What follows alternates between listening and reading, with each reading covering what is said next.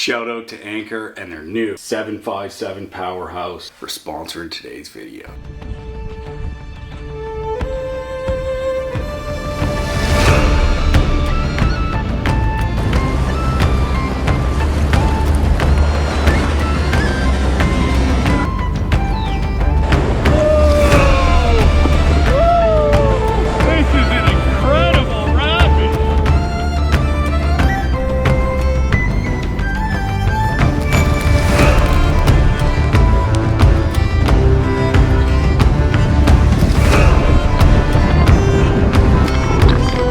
That's trapped by the wind.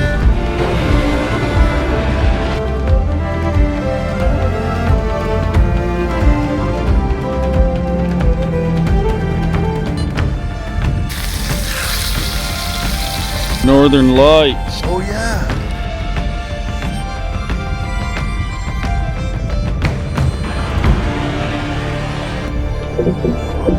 Nice grayling.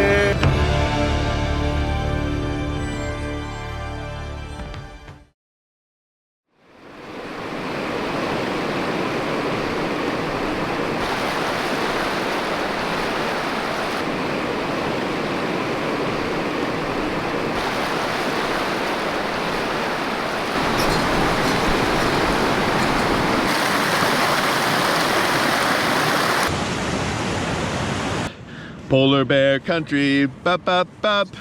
Polar bear country. It's kind of behavior first thing in the morning. Good morning, my neighbors. Today we're starting the day off with a raging class 4. And that's preceded by a 4-kilometer long stretch of class 2-3, which sounds just cray. We're really hoping we can run it all. So yeah, we're just gonna basically, you know, pack up in the tent and pack camp up and get the canoes loaded and push off into some raging whitewater torrents.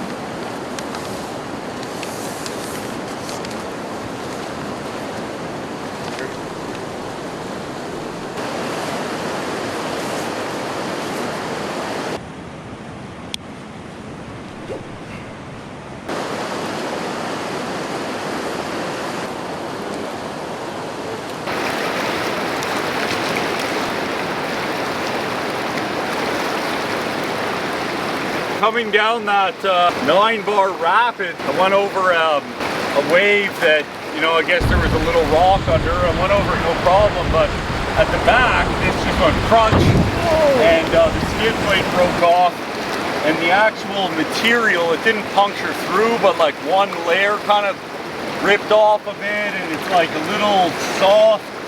It's not leaking or anything, but to patch that area, I threw some of this marine epoxy there just to give it a little extra protection.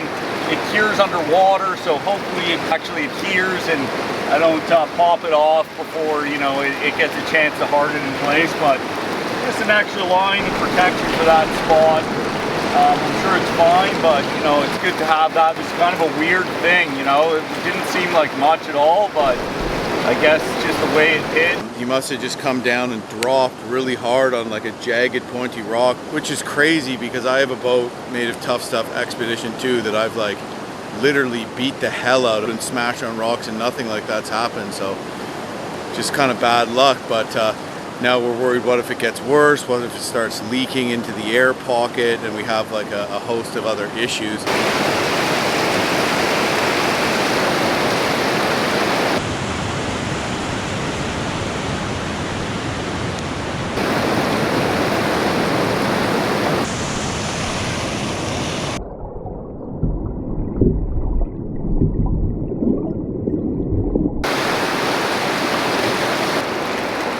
Yeah. Nice. Oh, that's a pretty good one.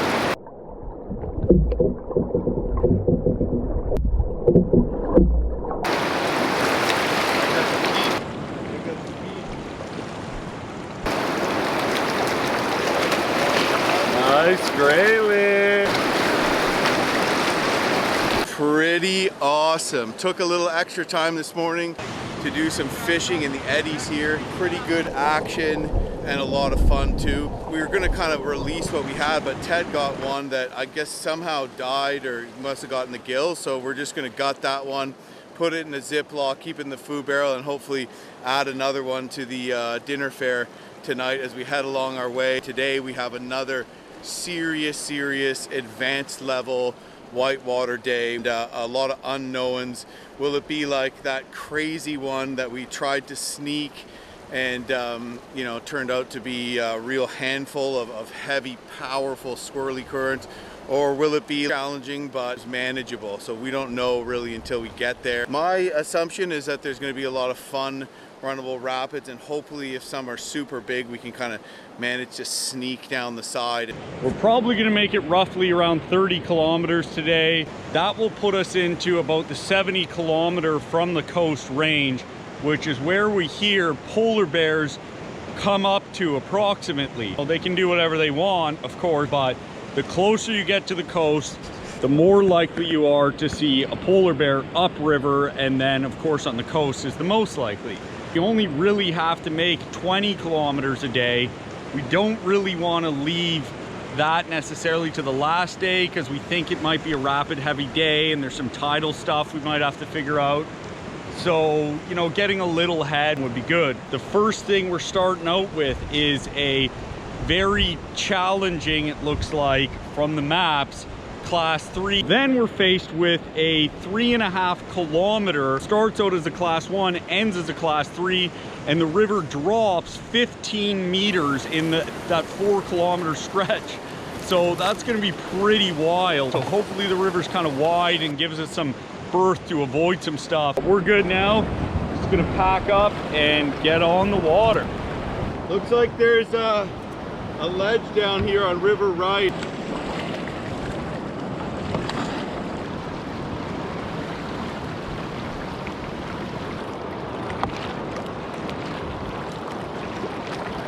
To get left, eh, Ted? Gotta get left to avoid a ledge that looks like it's cutting pretty far across the river. That you'd probably dump if you went into that. It's a hot day, which makes running rapids safer in general, and makes you kind of feel a little less terrified.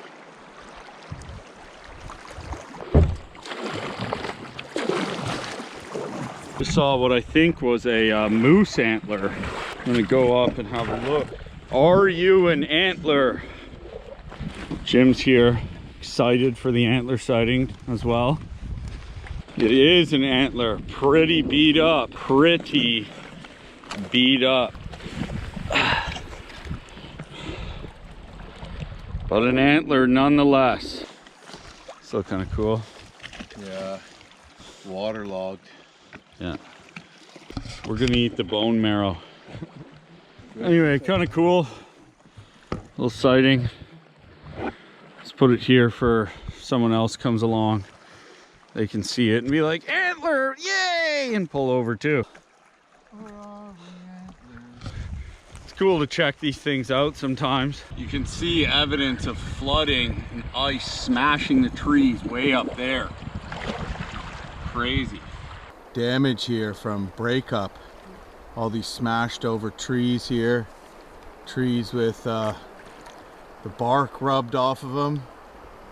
And this is all ice damage from breakup. and the ice flows get forced through here.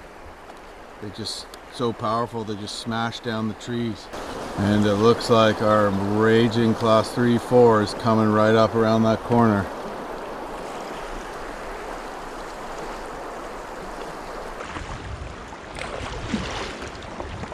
We seem to be getting a good spell of hot weather. Doesn't really look like much. Like decent place to pull over here maybe.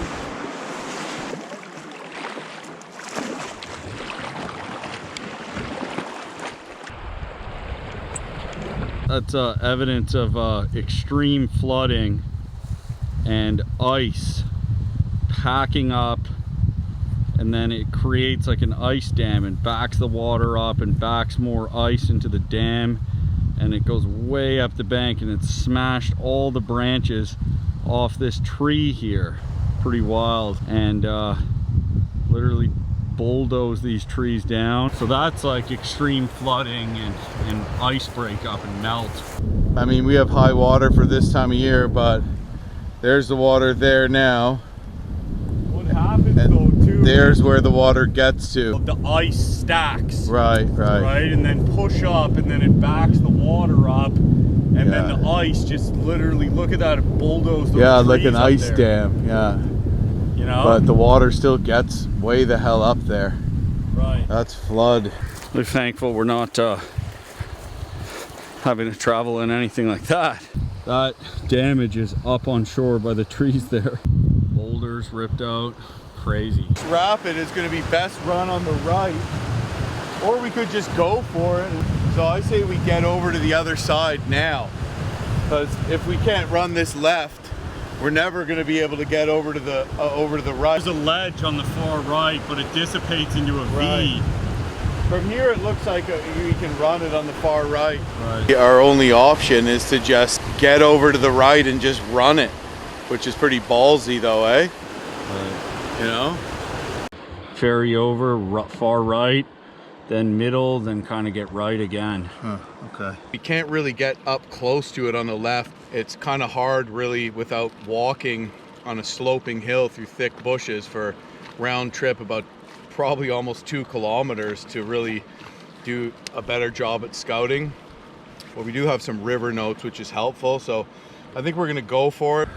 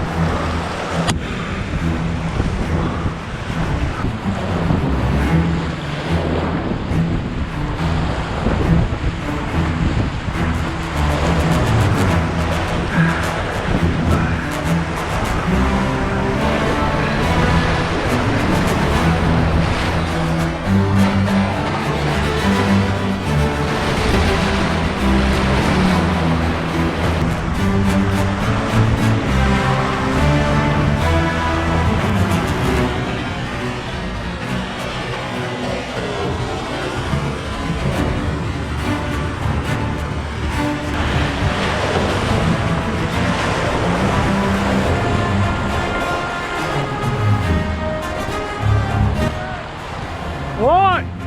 There's a ledge!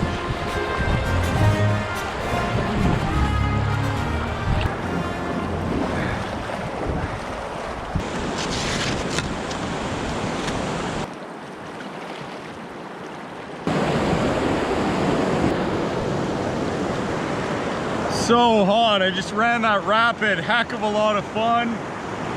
Wasn't really that big, just like big water, class 3.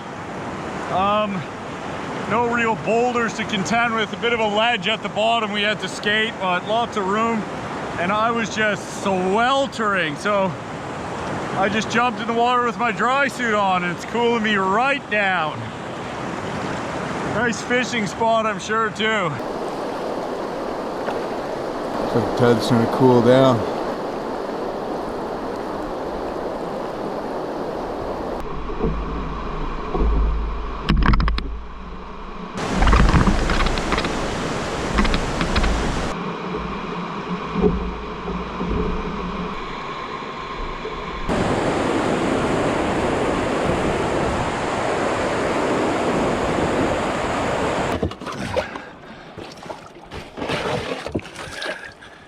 Super exciting. I was pretty nervous going into it, really trying to pick what channel's best. You see crazy stuff here, you see crazy stuff there. The middle, okay, trying to keep my eye focused on that. And so I found a channel through some crazy stuff, but still hit a massive wave. And it was super fun. The biggest standing wave that I've hit the entire trip. Good to have that behind us too. The next one we have coming up is a 4-kilometer long rapid. A lot of it is class 3. And then after that, we probably have we have like one more rapid and then several river miles to put behind us, which hopefully we'll see another wolverine, some wildlife, maybe catch a few more fish. So today's going well, as long as we can keep our boats in one piece, keep our bodies in one piece, and successfully run these rapids, all in a day's work. And in these solo canoes was pretty easily manageable. Would have been harder tandem because you would have that front weight, but yeah, it was just a freaking blast. Just amazing. That's good news that that it was like that, which means probably the next long class 3 will be just totally manageable, I'm thinking. So sweet, freaking awesome fun run. Look at that ice, everyone. Holy shenanigans. I was not expecting to see ice. Guess it was just piling up here and it's taken a long time to melt, but that's why we're wearing dry suits. Water's still cold. I'm sure you could get away without the dry suits in this heat, but long 4-kilometer swim or something when there's still ice around would be chilly. Anyway, kind of cool seeing that. rock solid too. It's kind of snowy here. What do you think? Should I chip some away from our drinks?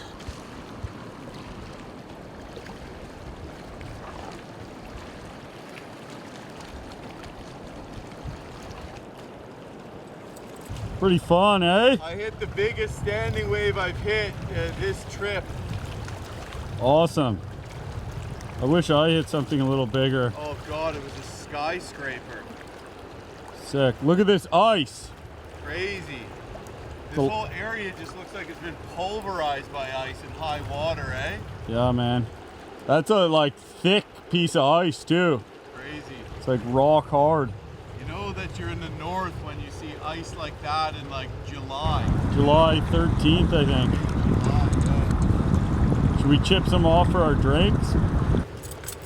Yeah, that's a good idea. Looks pretty filthy though. It does. But I like it filthy. July 13th. Looks like this is a major ice area. They call me Mr. Freeze, the Iceman. Come get your ice. Ice doesn't come cheap out here, Jim.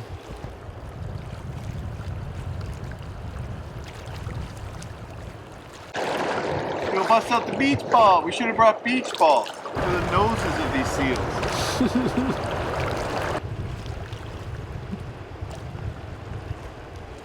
July 13th.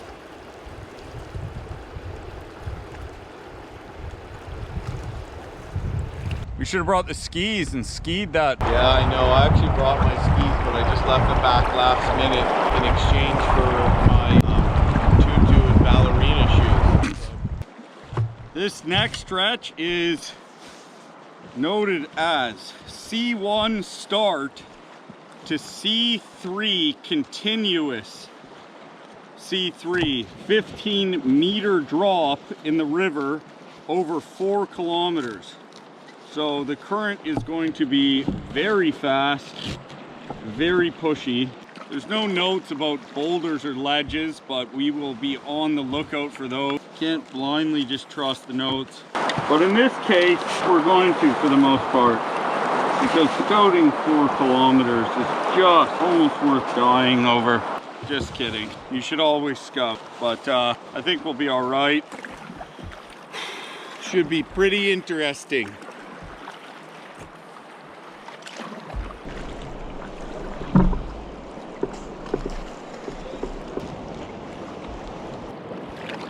There he is. That was really cool. Just saw a seal porpoising up the river. It's pretty big. Yeah, it looks big.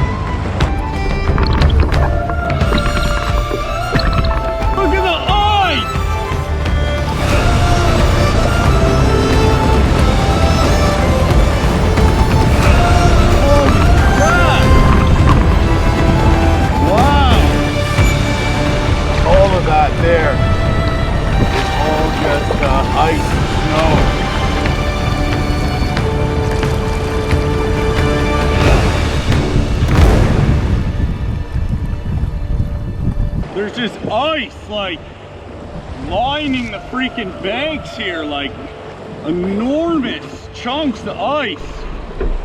Unbelievable. I can actually feel the cold air from it.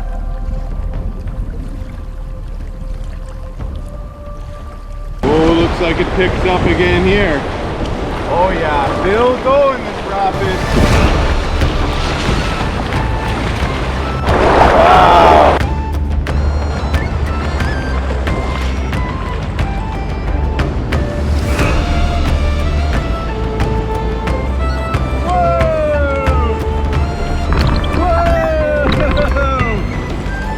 Seal jumped right in front of me.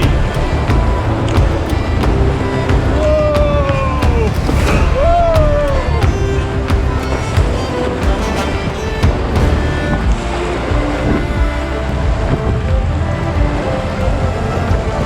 This is an incredible rapid. Unbelievable.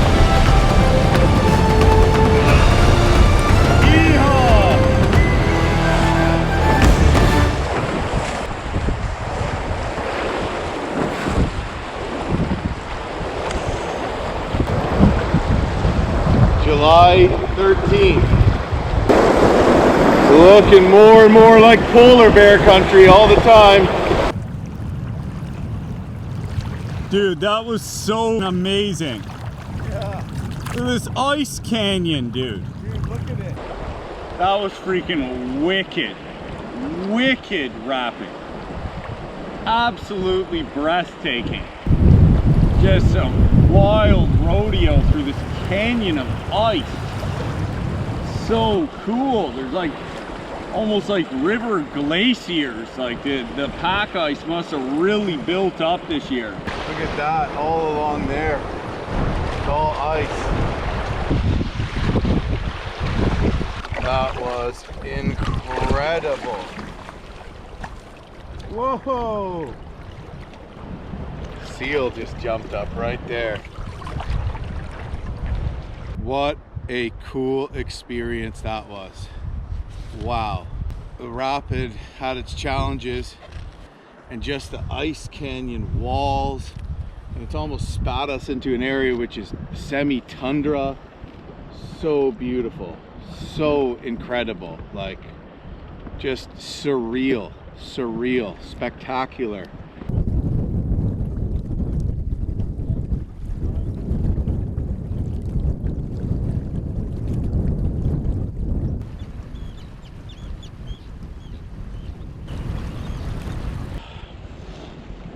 Absolutely breathtaking through there. Just massive ice banks, wild rodeo, big water for 4 kilometers. Just bombing down beside these like really surreal ice caves and ice banks, and just so crazy, but yet it's a scorching hot day. It really, the contrast is just mind-blowingly cool. Wow, really enjoyed that. At one point there was a seal just jumping up through the rapids as I was bombing down it. And you know, a bunch of seals down here as well, and really cool experience.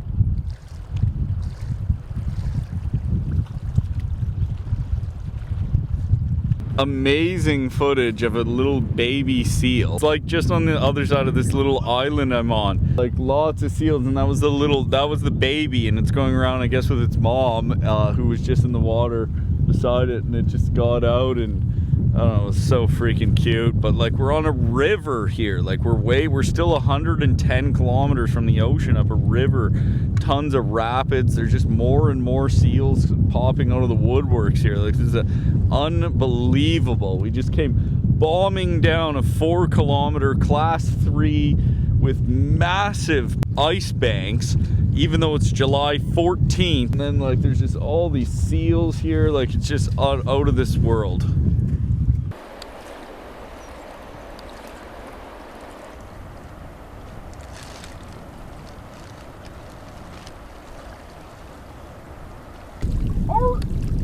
Bald eagle flying across the river there.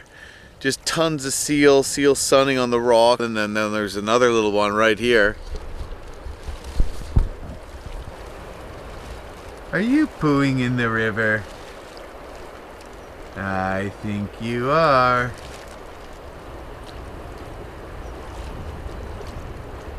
So yeah, pretty cool. Just seals everywhere. For some reason we're not getting absolutely eaten alive here. Another little baby one jumped up on the rock here for a second and started getting harassed by horseflies and bit and swatted at the horseflies and then bailed back into the water. Really special little spot here, it seems like. We got like a tundra island and starting to look more and more like barren tundra country as we get closer to Hudson Bay. We're still a ways from Hudson Bay, but we don't have to make a ridiculous distance today, and we're past the two most terrifying obstacles of the day too, so more to come as well. But we're going to take a little side channel and cruise past these islands, see if we can't see any more wildlife. Wow, what a cool spot. That stretch was probably in the top, I don't know, top 3 of all time coolest stretches of river I have ever paddled. Coming down, we had some lunch down here, and there's just little baby seals riding on the backs of their mom. You know, it's so cool because we're on a freaking freshwater river like 100 kilometers from the coast. So really cool experience and really nice day. I'm just absolutely loving this river.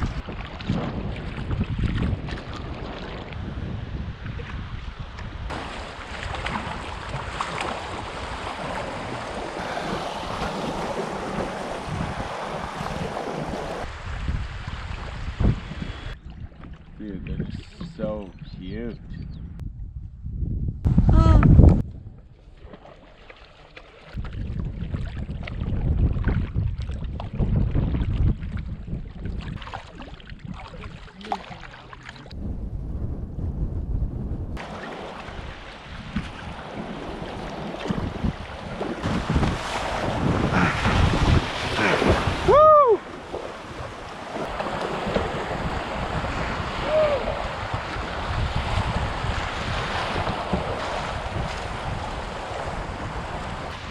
Well, that was a surprise rapid that turned out to be a heck of a lot of fun. Just approaching our last rapid of the day, which is a very long 2-kilometer class 2.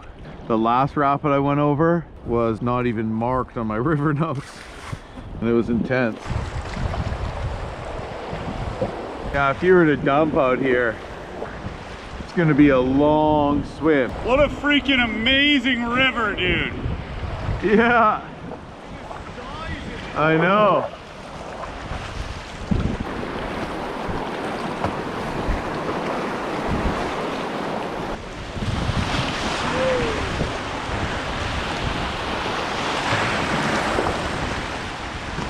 Almost like catamaran.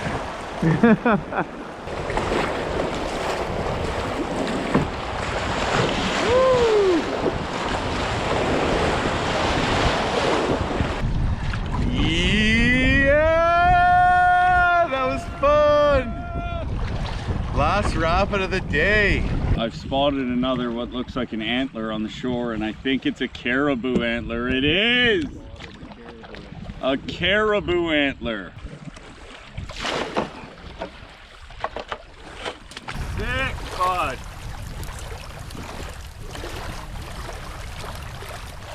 A caribou antler. That's a good one. Yeah, man. Doesn't look too waterlogged or anything. Oh, this side's a little bit. I like it. That's cool, man. Keep? I'd keep it. Keep. Well, I mean, yeah! if I was you. Look at the caribou antler. Boo, boo, boo, boo, boo. Caribou. Go, go, caribou. I'm gonna keep it. If anyone f***s me, I'm gonna be like, BAM! Right in the nuts. It's a cool one, eh? It's pretty interesting. Yeah, I like it. It's like unique. Yeah. We're gonna probably do another roughly, you know, 8 to 10K or something like that and find a place to stay for the night. We're actually finding this part of the trip not too stressed, not too much of a push, and we're glad that we did push through those huge lakes and other parts of the trip that were very, very challenging. And right now because of the weather's on our side and the current and our ability to run all the rapids. We're you know, finding the days a little less draining and less of a like panicked push to try to make our kilometers, which is nice.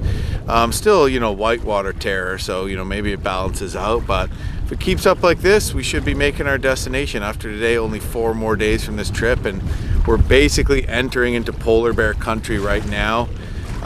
We're camping at about the 70-kilometer mark, which means 70K to the mouth in Hudson Bay, and that's how far polar bears come up. So hopefully we see one. This is not a campsite, Ted. Maybe there's a nice big beach here when the water's down a little, right? Down the corner here, there's like willows growing way out here. This would be like a sick beach, but it's like so flooded. This would be really nice camping normally, but if you can see, the beach is totally flooded. Where I'm walking would be, you know, really nice, high and dry, flat beach to camp on, but there's not much left for a tent. The sand's pretty wet, and if you had a wind blowing up across the river here, you'd probably have waves breaking in your tent. Let's see what's up here.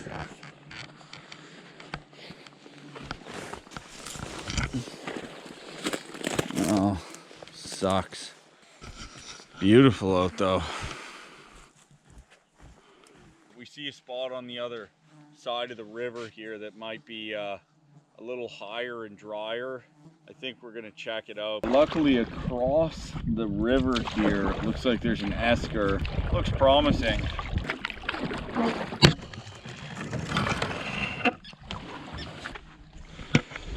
Looks pretty sweet. But it kind of seemed like it was like a...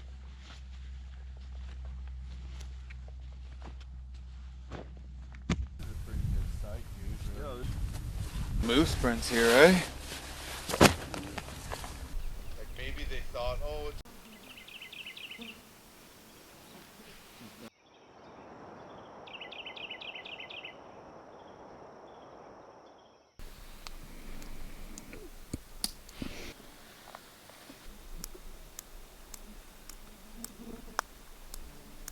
Bad news in River City here. Bottom of my canoe here is leaking water into the air pocket, and that's the water that's dripping out right now.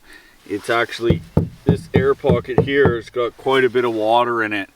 So when I came down and hit a rock, it took the skid plate off, but I don't know, it didn't puncture the canoe at all, but somehow water is just seeping through the material into the air pocket, and that's filling up, which is what, you know, will keep the canoe buoyant if the canoe flips. It also doesn't disperse evenly inside the canoe when it leaks, so it like builds up in the air pocket and creates this sloshy weight, which is sketchy when you're running a rapid. With my gear and the front one still floating, the canoe wouldn't sink, but at a certain point, you know, the air pockets fill with water, like your canoe will sink. So I don't know what's wrong with it. Honestly, I just hit one rock. I think something's defective here. Something is wrong. It doesn't really make sense. I've never run into anything like this on a trip where I hit a rock and I have leaking and I'm patching canoes. Like, I've literally never had to patch a canoe at all. So it's kind of good this river is sort of high volume without a lot of rocks, because a lot of the rivers I run and have run, you're hitting rocks a lot. Like, there's just absolutely no way around it. But I'm gonna do my best to drain the water out of the pocket, and I'm gonna do my best to patch it. It's the last of our putty epoxy, marine epoxy here, so hopefully I can make it go further.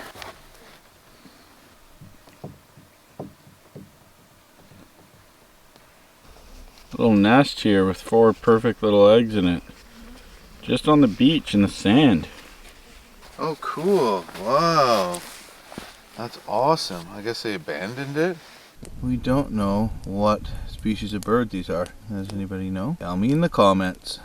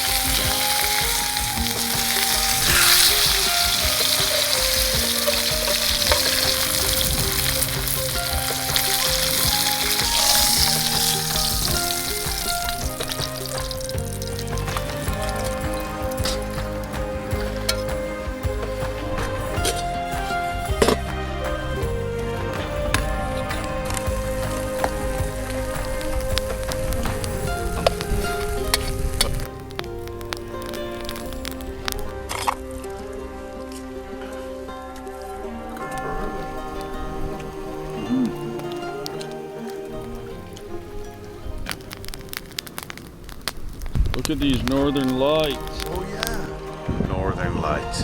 Beautiful colors and they look really close.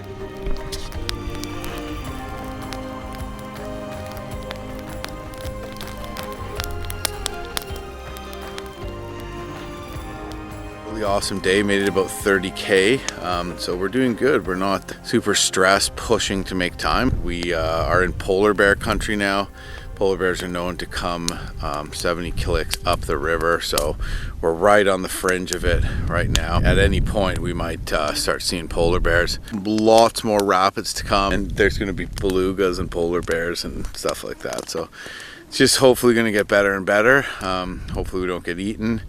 Hopefully we continue managing to catch grayling. Lots of fun. Gotta stay up to see stuff like that. Really cool way to cap off an epic day.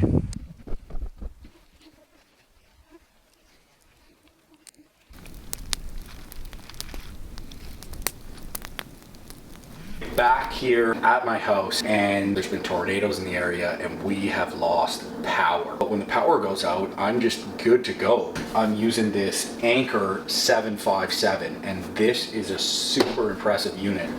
Just plug that light in. I have an electric stove. My microwave is electric.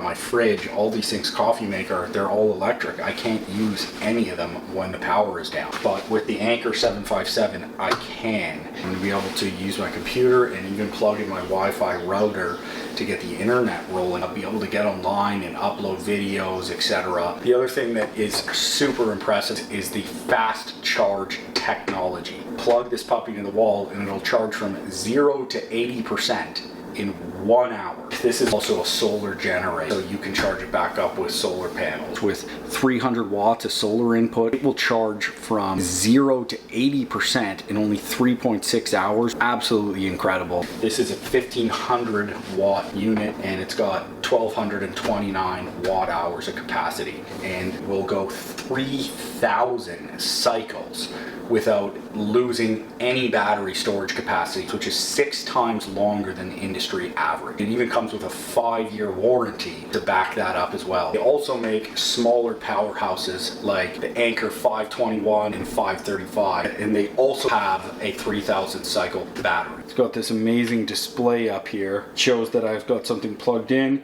and that I have 41.5 hours remaining time with this light connected. That's a really nice feature. Click the link in the description to pick yourself up an Anker 757 and also take advantage of the discount code while it still lasts and check out some of their other products. You click that link and Anker's going to give you a discount for a limited time.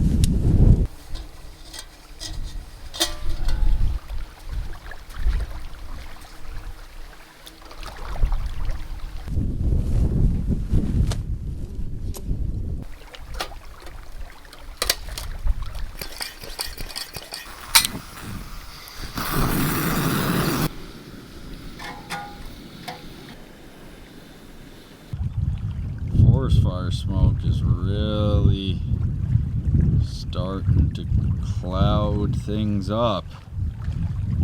Getting worse. Starting to sting my eyes quite a bit. You can see the smoke haze just across the entire river. It's filling everything. There's not a cloud in the sky today. Hopefully this forest fire doesn't become an issue for us. I mean, I guess it is in a way. It's stinging my eyes already. Had a lot of dry, hot weather, and it's windy, not the best conditions for not spreading a forest fire. And when we did have some rain, other than that 36 hours where it dumped rain, it was like lightning storms with rain. So those are the things that light the fires. And then hot weather and wind just fuel it. We've had to be really adamant about making sure to really water out our fires and be very careful, but you never know. That's why you have to be really careful and just make sure you put your fires out and then put them out again and then put them out again and then stick your dinky in where the coals are, and if it doesn't burn then you should be good. Jim sprained his wrist pretty badly somehow yesterday, and that's pretty concerning. I don't know when it happened. It just started bothering me like at the end of the day yesterday, and then it just started getting worse around camp. Is it swollen? It's really sore. Yeah, a little swollen, but like this side I can bend like this, but this one I can't bend back more than that. You know? Ouch. Yeah, weird, eh? Maybe it's just from reaming on it and maybe holding it like this a lot. I don't know. Maybe it's from being an arthritic old man. Maybe. It'll be okay. Yeah.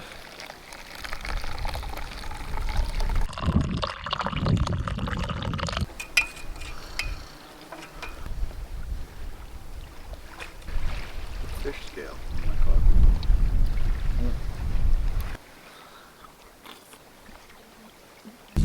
There is a lot of smoke rolling through here, Jeff. I'm going to update everyone on what me and Jim have been doing through the satellites. Really amazing that we're able to do this. My post is completed. 70 kilometers to the mouth of the Seal on Hudson's Bay, and then 70 kilometers to Churchill, Manitoba from the mouth of the Seal. So that's kind of the vicinity we are in Canada. Very remote wilderness. I mean, Churchill only has a train that goes in there. There's no roads or anything as well. This is only float plane access or helicopter access where we are. Certainly there is no cell phone reception. To be able to upload our progress with everybody via the satellites and the internet is incredible. Just wanted to give you a closer look at this bull caribou antler. You go here during the caribou rut, they would use it to crash into each other as such. Since it's a male, before Christmas, they fall off and they start growing again. That's the difference between a horn and an antler. Antlers fall off and regrow, where horns are permanent. They grow a new set of these every single year. Isn't that amazing? Make a pretty cool souvenir from the trip.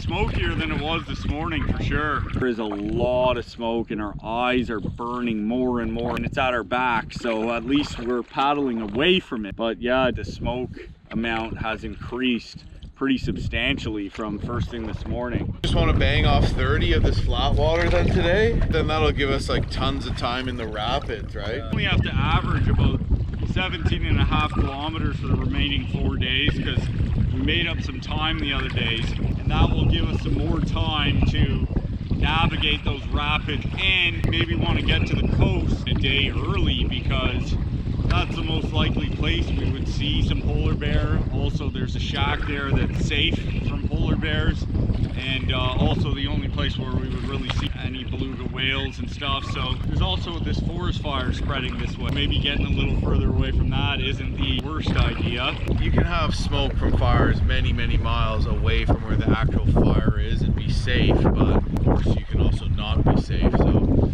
I'd be lying if it wasn't a little bit concerning. Should be fine. It is messing up our views though a little bit. I then wrote the notes we're using. Hap Wilson ran into major forest fire issues on this river that were quite dangerous, so it is possible.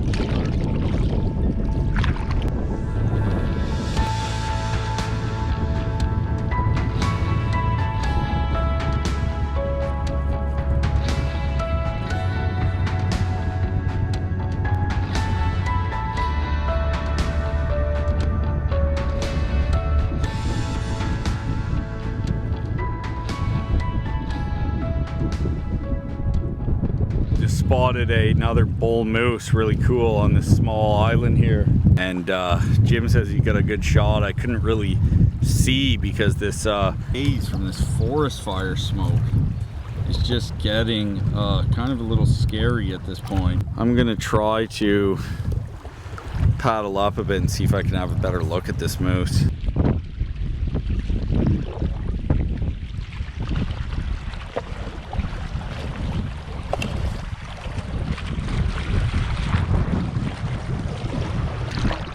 Well, just jump into this eddy and wait for Ted.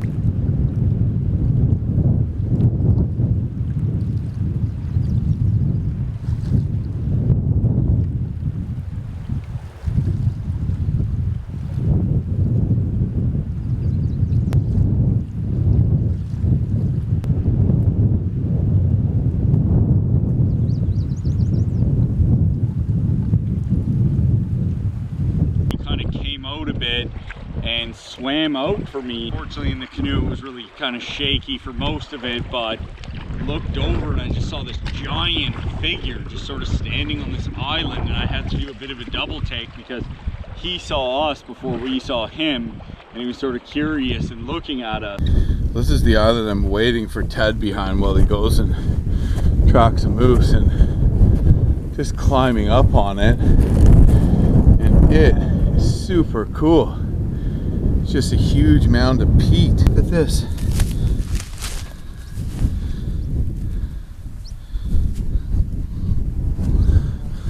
All peat.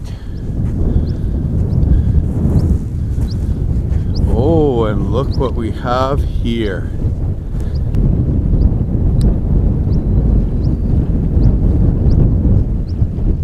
Wow, what a find. Holy. Look at that. Here comes Ted through the smoke. Ted! I don't want him to go around the other side of the island. The current's so strong, he'll be way ahead of me and not know where I am. I'm standing right on top of this. I want to see Ted's face when he sees it. Wow!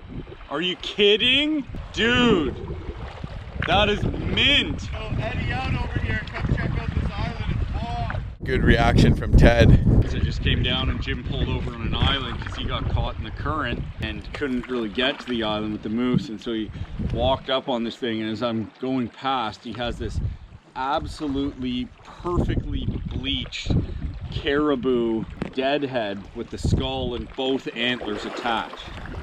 Just phenomenal. I'm pretty jealous.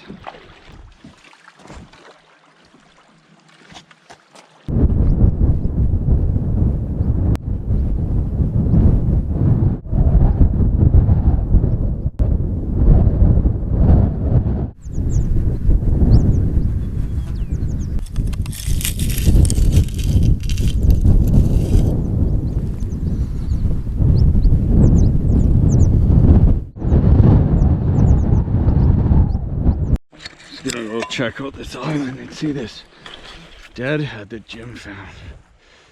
Looks phenomenal. Whoa, it's like a peat island. Unbelievable, dude. I saw the moose on the tip of the island from here. Dude, look at this peat. Look at this peat I'm walking on. See this? Can just like smolder and burn, eh? Yeah. Looks like it came from the taxidermy. Wow. Look at how bleached white it is. Yeah. Can we keep it? Yeah. Whoa, dude. That's like the whitest one I've ever seen. Bones are scattered across the island. Old and bleached, right? Yeah. I guess wolves took it down. Its bones are scattered around in other spots, but it's just been sitting up here getting bleached by the sun for years and years, and it's really freaking cool. Its nose is all broken from the wolves eating off its nose. Yeah, here's some of its bones here. Looks like a rib. It's a rib. This could just like burn and smolder like a freaking cigar, even though there's no trees.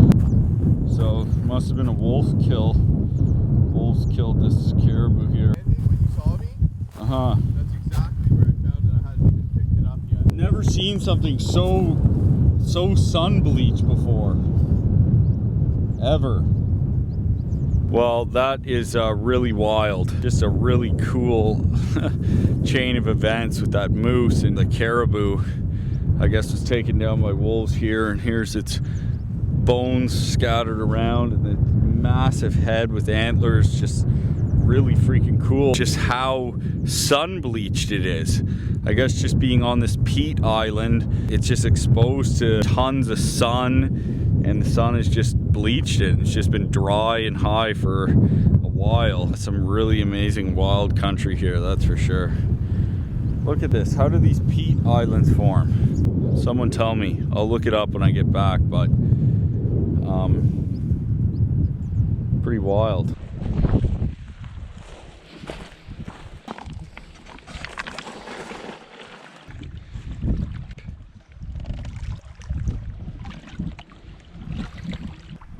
Not too heavy, eh? Cool little pit stop on this island. I wasn't gonna keep it. Ted! Careful now or I'll ram you. I wasn't gonna keep it because I already have a bunch of this kind of stuff, but I guess I just couldn't pass it up, so we'll see. Be interesting running rapids with this on my canoe. Hopefully I don't dump and skewer myself. but maybe I'll take it home, or maybe I'll leave it in Churchill or at the cabin at the mouth for other people to see or something. Because here it's just about to fall into the river.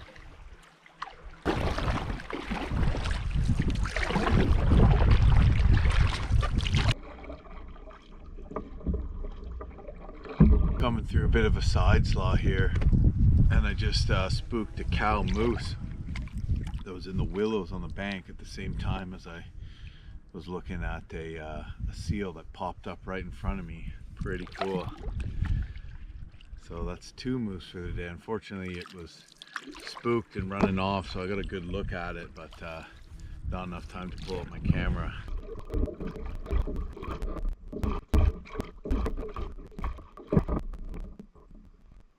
Not getting a ton of sleep on this trip. A more lackadaisical day, and the heat makes me want to have a nap.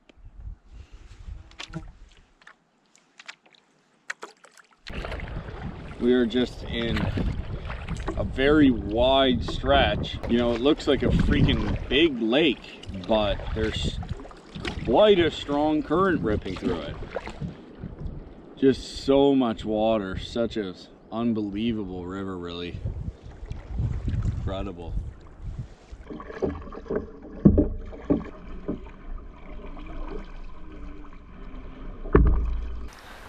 You gonna paddle or no? Okay.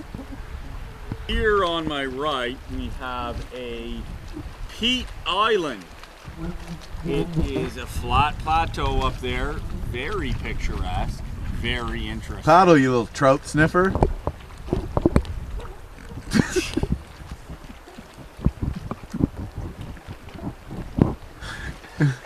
Trout sniffer, that's so good.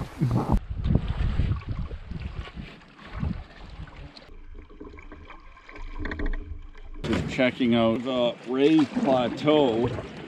There is a campsite marked in our notes not far from here. It says it's a good beach, but we've camped on a lot of beaches, and this looks like really comfortable. Not like the best place to unload, but it's not too bad. Maybe we'll check here. Another one of these peat moss islands. You can smell it. Smells like decaying organic matter a little bit. Awesome plateau up here. So cool. Just so different from where we're from. The headwinds are strong, and we only have like 3 clicks to make it to camp, so it's like, what's the point in like beasting into a headwind when we could camp here? I don't know if it's the safest place to have a fire if it's peat moss underneath, but anyways, I looked and I saw these 2 white things sticking out. It looks like we have some more antlers here. Crazy. Look at that. Jim just found another caribou antler.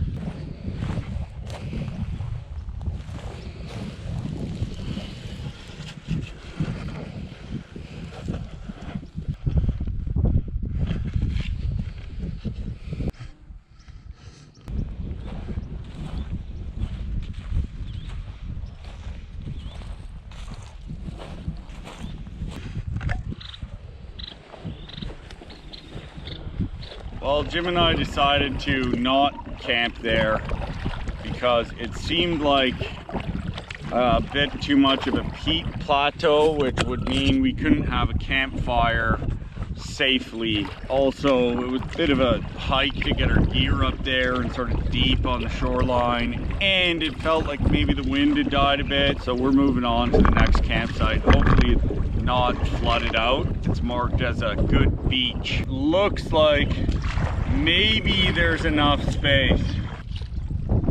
Looks all right, maybe.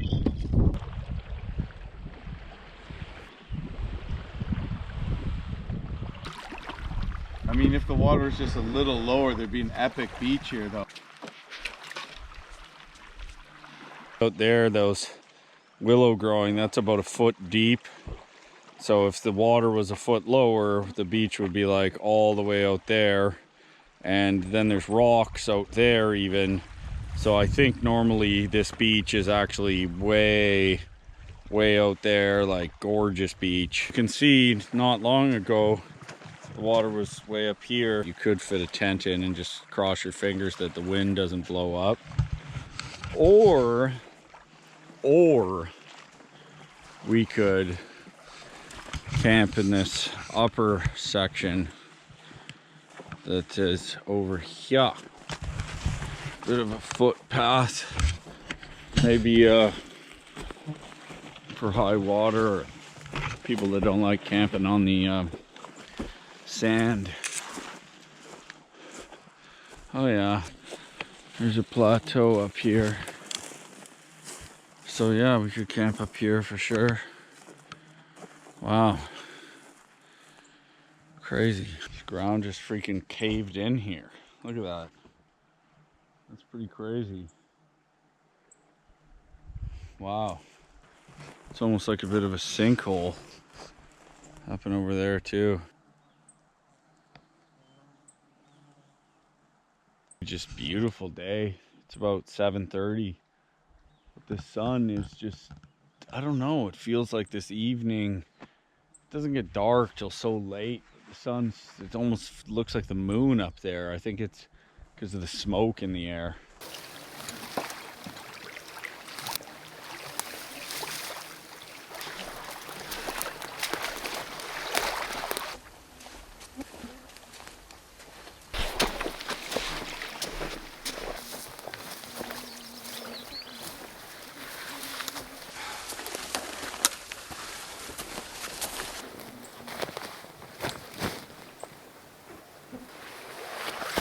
This is new.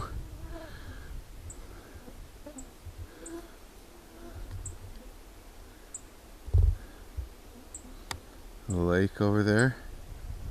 We're still seeing big patches of forest, of course, but yeah, this is just tundra. So this was not something we had in the earlier days of the trip. I have no idea what these lines are. Maybe overflow creek. These humps in the ground, yeah. Must be when the water when the water melts in this lake over here. Creek here. In the early spring.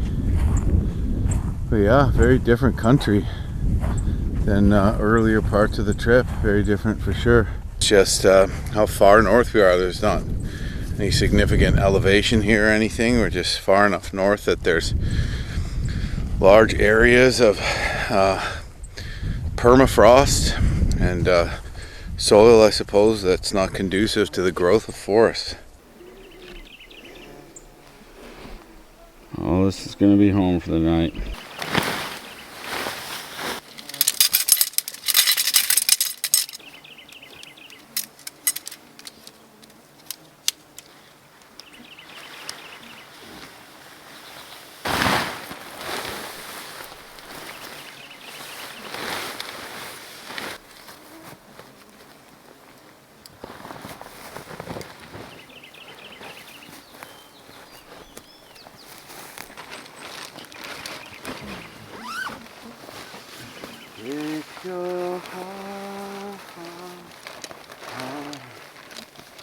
What a day. Saw 2 moose, found an incredible caribou skull with both the antlers attached on this massive peat plateau. Really cool country we're coming through here. It was a pretty leisurely day, sort of paddling away from this eerie forest fire and exploring a bit. Days are a little less stressful because we don't have to go as far, but tomorrow is a heavy rapid day. And we're a little unsure how that's gonna go with these antlers on our boat. Like, what if we dump and they just stab us through the necks, the hearts, the livers, the kidneys, and the eyes? That would suck.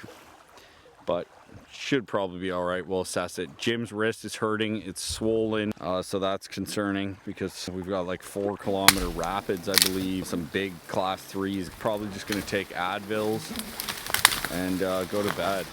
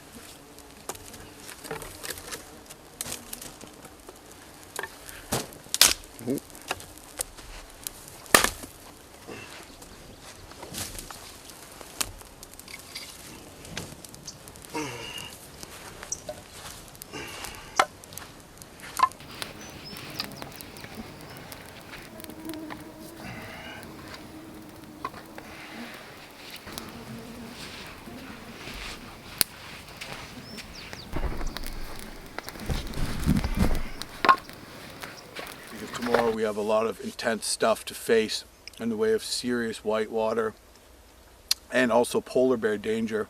There's a good chance we might see a polar bear one of these days. So just gonna finish up this delicious dehydrated chili that my wife made. And I'm going to go to bed.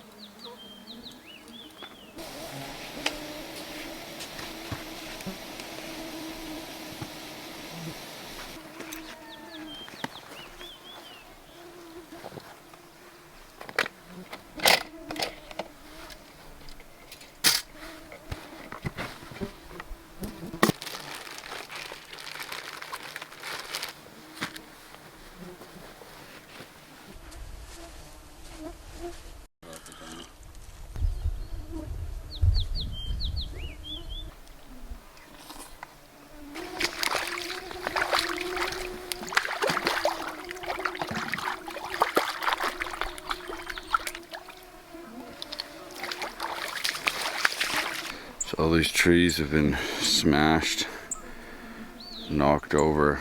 See them? Quite a few of them bent over. This is the work of a moose, but maybe the caribou eat that too. I don't know. The top of the tamarack there. Theory is that the caribou migrate through here. They've probably been coming here through here for a long time, because you have these trees that are bent but healed. It just keeps going. Like, I think the caribou just walk right through here in huge numbers. All through here, really. This one's really cool. There's a branch is low, but then when the snow piles up, the moose probably standing here, and it eats all the branches up to there to where it can't reach, and then they start again. Pretty crazy. Obviously the snow gets pretty deep here. Branches on the ground. Anyway, pretty cool. First thing we have today is 2 back-to-back raging rapids and multiple long class 3s today. Still got a significant amount of fire smoke just hanging in the air. No wind, really still conditions. At this point, we've dropped our daily distance necessity down from 32 kilometers per day to 17. So that's much easier, depending on how challenging the rapids are going to be to scout, and if we have to portage or line any of them and that kind of thing, because that takes up a lot of time. But I think we should probably be able to do like 25 or 30 clicks today, maybe.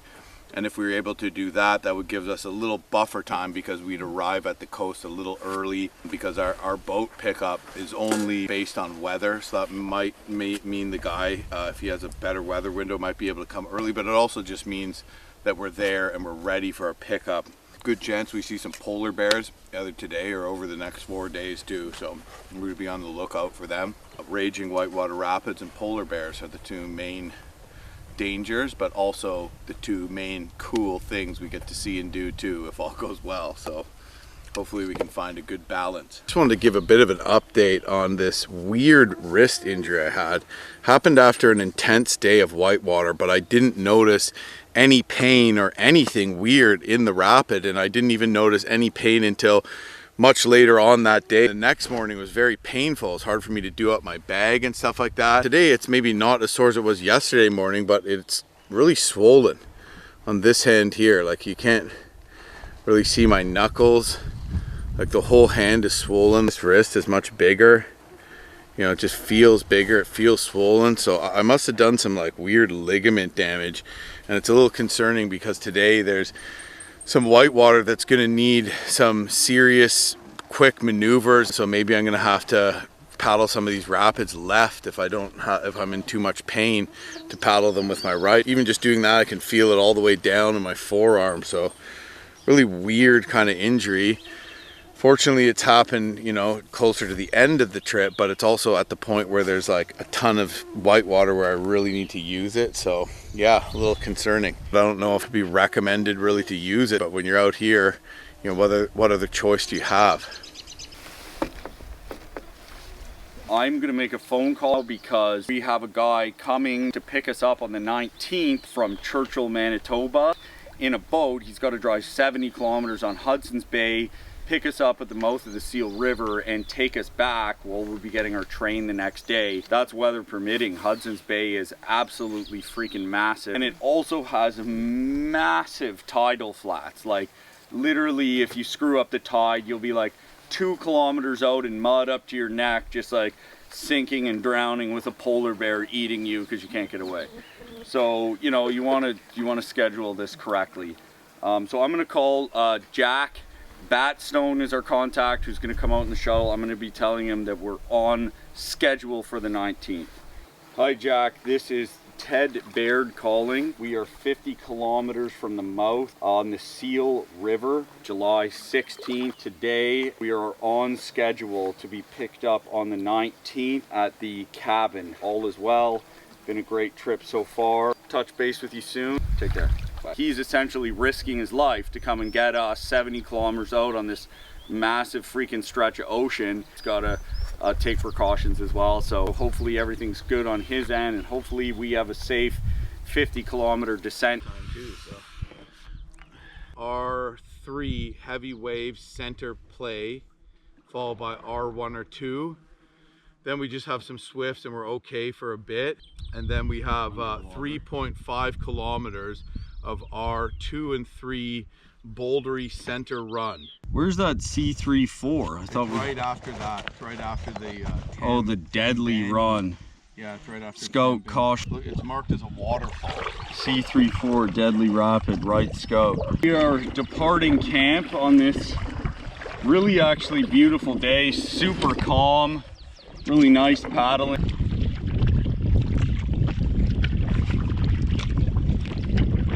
And worse. You don't think it's infected from this weird cut, eh? Maybe. It doesn't look infected. Maybe that's what it is, dude. It doesn't look, the cut doesn't look infected. The wrist that hurts. Like, there's no red around there. But your hand is very swollen. Yeah, it's kind of weird, eh? Like, look. Yeah, man, I can feel it, and it's puffier and puffier than yesterday. This? Is it this that's cut? Like, I don't think, like, it feels like a strained ligament. You know?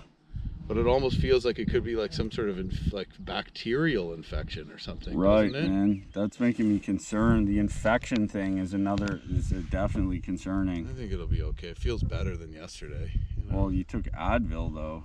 I didn't last night. Right, but it looks much more swollen. Do you see that? Like, that doesn't look infected. No. Staph infections are weirder though. Right. Like, kind of strange. But wouldn't it have just blown up enormously already if it was that? I don't know. That's kind of what's going on, isn't it? But Jim's wrist is, we're not sure. We thought he injured it, but he didn't really do anything to injure it. And then it's like sort of sore, but it's really swelling up, and his hand is swelling up, and he's got a cut on his hand, and now he's wondering if it's an infection. That cut doesn't look infected. There's not like a red spot around it. There's no like pus there. You know, it's not, I don't think, hurting like an infection would around it, but who knows? So that's kind of concerning. An infection is almost like more concerning, I would say, than an injury.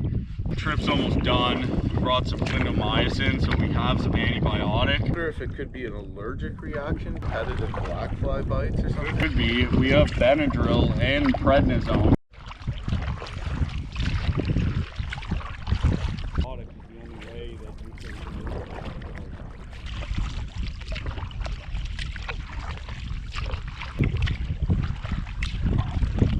Bouldery class 3 that says run center, which is the start of 14 kilometers of almost continuous rapids. And we're just gonna pull over, put on our suit up, so to speak, put on our dry suits, and kind of get ready for this. Looks like you could probably bomb through the island and miss the upper stretch if you wanted. Here we go.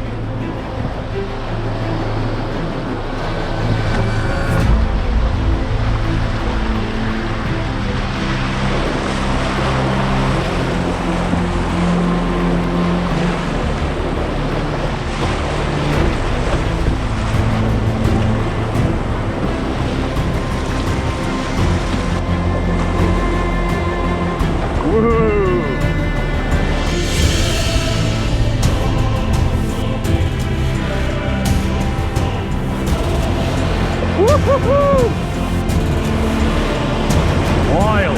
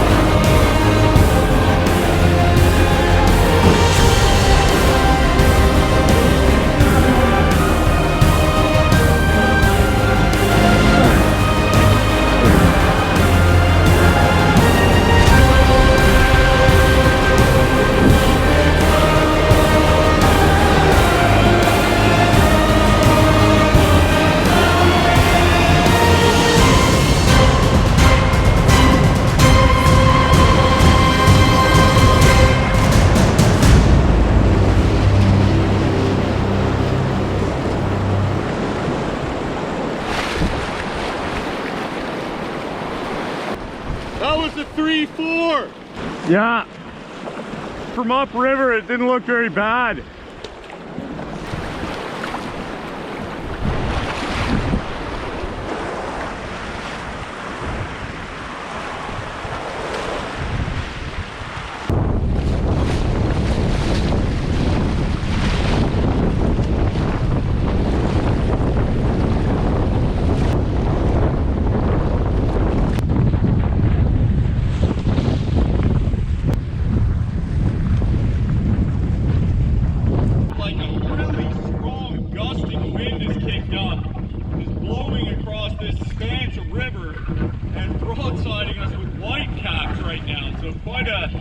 Quite a change of events.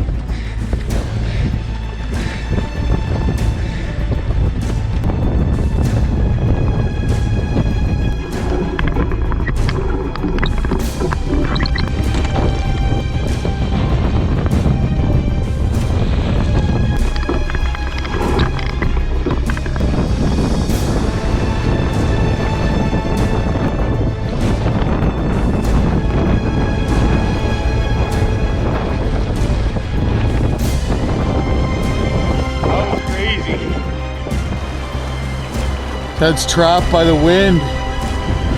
He's running into problems here.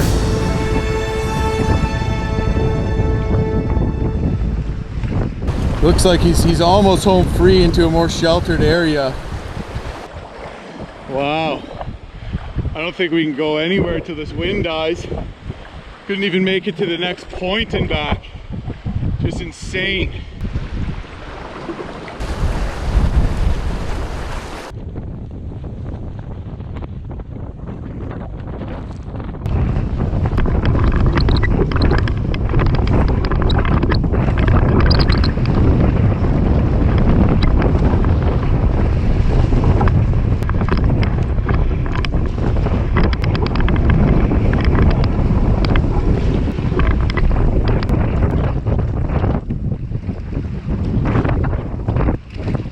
Absolutely insane wind. But maybe I should have kept going because I was kind of around the point. I'd done the hardest part. Anyway, pretty action-packed.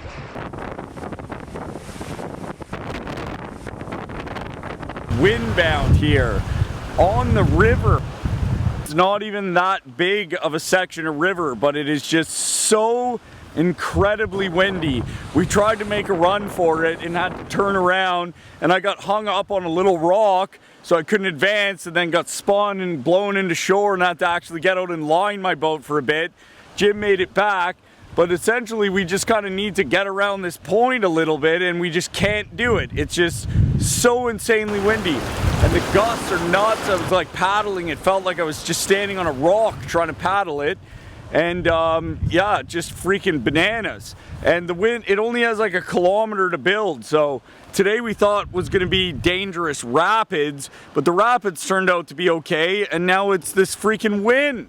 Like, who would have thought? You're getting the full brunt of the wind because it's blowing from the opposite side of the river, and just huge white caps, just total gong show, trying to dodge boulders and like getting broadsided by huge white caps. We basically turned around and just like went back because there's just no point in attempting to paddle.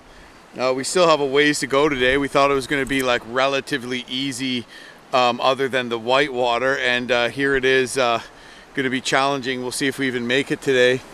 There would be a place to, I guess, camp on the other side there if we bushwhacked through some willows and then climbed up on some tundra. So, I mean, a sunny day, the day cleared up, forest fire smoke is gone with the change in the direction of the wind.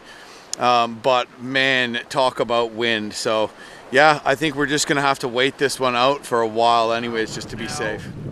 I kind of paddled over to sort of explore the shore a bit, but not exactly that great. Well, the wind just almost blew me over. Still windbound on this wide section of river. We have been for several hours now. No signs of it letting up. I don't know. If it keeps up, we'll just have to camp here. It's a bit of a freaking nightmare.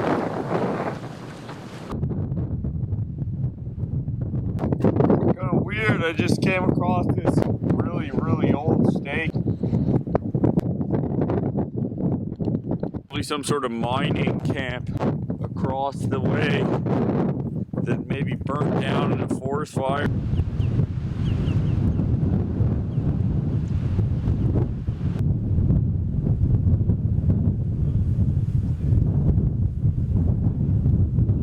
I am sick of this swampy willow island.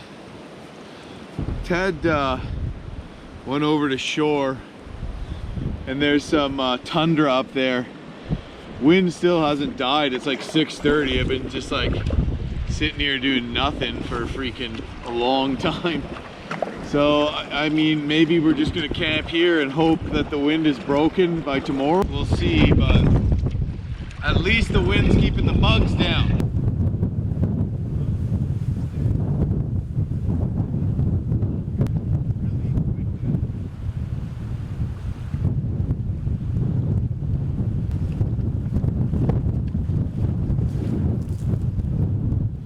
Maybe we'll have to camp here. Yeah. by far the strongest wind yet. Yeah, it is. I swear it just got stronger and stronger too. Yeah.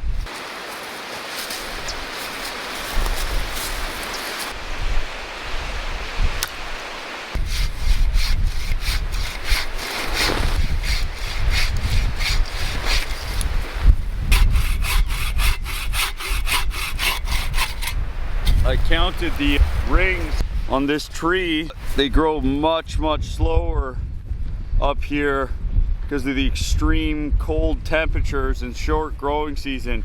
And I counted 90 rings between here and there. Then this outer layer's rotted, so good chance this tree was 100 years old at this size. Crazy. The rings are so tight together. Pretty wild.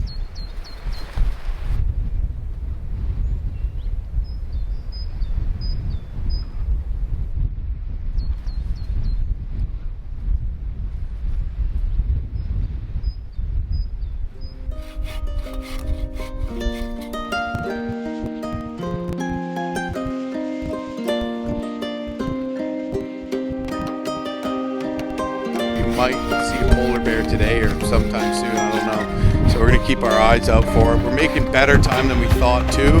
So I think we're gonna make it to our end point of our trip, no problem. On schedule, maybe a bit before, which is great. I mean, kind of goes to show that we plan things out really well along the entire route, and it's tough to do that for a 25-day trip, finishing on the exact day and forcing ourselves to make our kilometers. Doing all the things, building catamarans and sails and paddling into heavy winds and using the double blade when we had to, all added up to a good system to get to where we are now. But I don't want to count my chickens before they're hatched though, because there's still some serious whitewater rapids to come and other challenges too.